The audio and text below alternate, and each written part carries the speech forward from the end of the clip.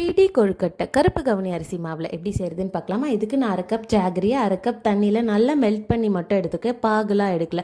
இதில் மண் ஏதாச்சும் டர்ட்ஸ் அதெல்லாம் இருக்கும்ல, அதை ரிமூவ் பண்ணுறதுக்காக.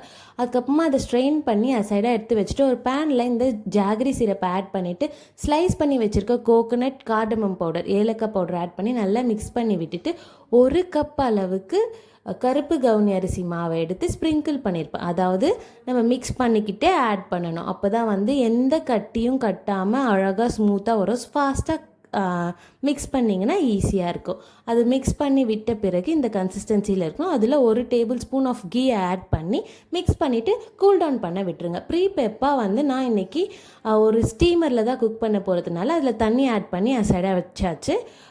பனானா லீஃப் போட்டு நான் ஸ்டீம் பண்ண போகிறேன்றதுனால நான் அப்படி ரெடி பண்ணி வச்சுருக்கேன். நீங்கள் வேணும்னா நார்மலாக கூட பண்ணிக்கலாம். இதை வந்து தண்ணி தொட்டோ இல்லை நெய் தொட்டோ இல்லை எண்ணெய் தொட்டோ நீங்கள் வந்து கையை க்ரீஸ் பண்ணிவிட்டு அதுக்கப்புறமா பிடிச்சு கொழுக்கட்டையை எடுக்கணும். அதாவது பிடி கொழுக்கட்டை, அதில் ஹேண்ட் இம்ப்ரெஷன்ஸ் வரணும். அதுதான் முக்கியமாக இருக்கும்.